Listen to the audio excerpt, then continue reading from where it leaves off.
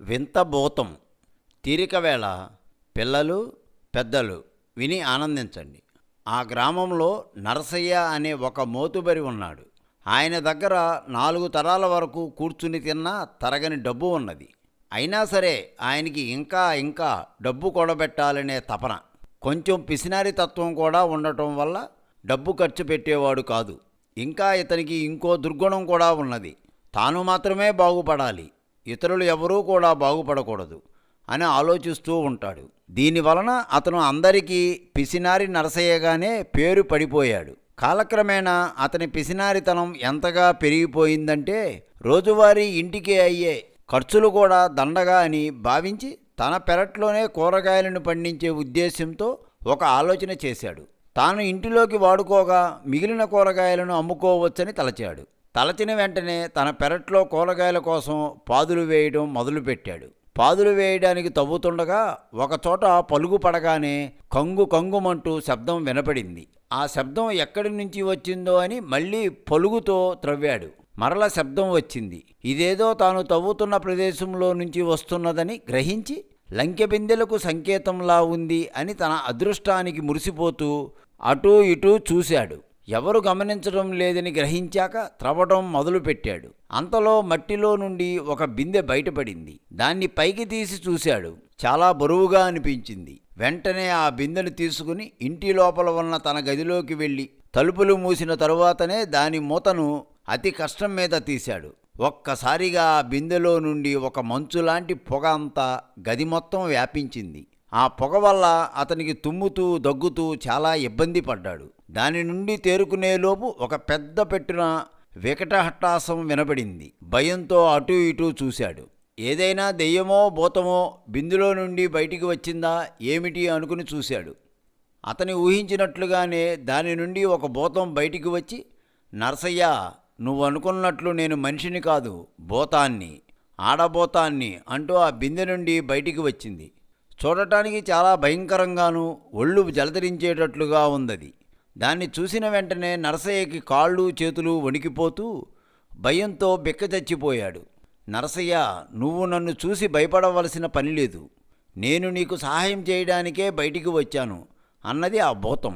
నరసయ్యకి ఏమి చేయాలో పాలుపోలేదు. నరసయ్య, నువ్వు నన్ను ఆ బిందులో నుండి బయటికి తీసినందుకు కృతజ్ఞతలు. అందుకు నీకు ఏమి కావాలో కోరుకో, నీకు నేను సహాయం చేసి వెళ్ళిపోతాను. భయపడాల్సిన పని లేదు, అడుగు అంది ఆ భూతం. అప్పుడు నరసయ్యకి కొంచెం ధైర్యం వచ్చి ఈ విధంగా అన్నాడు. నేను ఎంత కష్టపడి డబ్బు కూడబెట్టినను ఒక మంచి ఇల్లు ఏర్పరచుకోలేకపోయాను. ఈ ఊరిలో ఎవరికీ లేనటువంటి మంచి ఇంద్రభవనం లాంటి ఇల్లు కావాలి. దాన్ని చూసి అందరూ అసూయపడేటట్లు ఉండాలి అన్నాడు నరసయ్య. ఓస్, ఇంతేనా? నువ్వు కనురెప్ప వేసేలోపుగా నీ ఇల్లు ఇంద్రభవనంలాగా మారిపోతుంది అంటూనే మార్చేసింది ఆ భూతం. అది చూసిన నరసయ్య చాలా ఆనందపడ్డాడు. ఇంకా ఏమి కావాలి అడుగు అంది ఆ భూతం. ఈ ఇంటికి కావలసిన వసతులు అన్నీ సమకూర్చి ఈ ఊరిలో ఎవరైనా చూస్తే అసూయపడేలా తయారు చేయి అన్నాడు. అలాగే చేసింది ఆ భూతం. ఇంకా ఏమి కావాలో అడుగు అంది మరలా భూతం.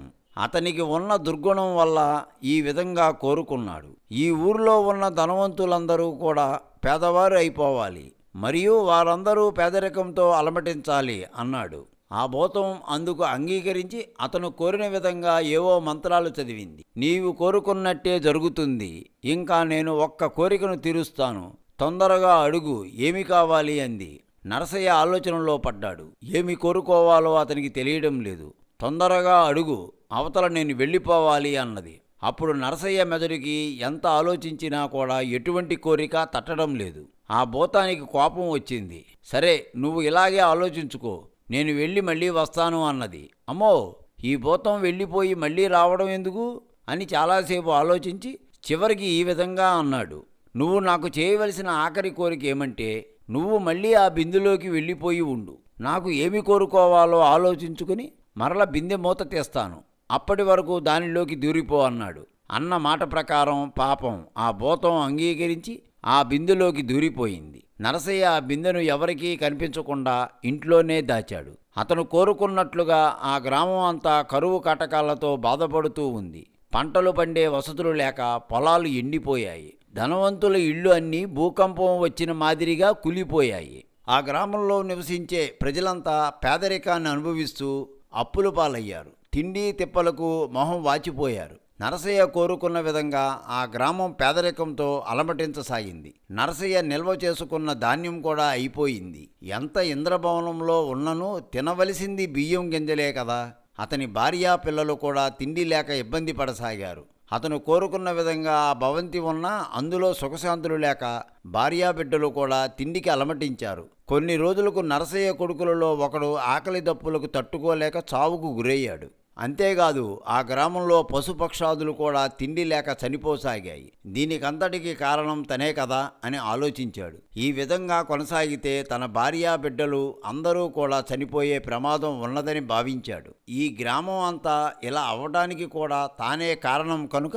తానే తిరిగి దీనిని పునరుద్ధరించాలి అని అనుకుని తన గదిలోకి వెళ్ళి ఆ లంకె బిందె మూత తీశాడు. అందులోంచి ఆ భూతం బయటికి వచ్చింది. అడుగు త్వరగా, నీ కోరిక తీర్చేసి వెళ్ళిపోతాను అని అన్నది ఆ భూతం.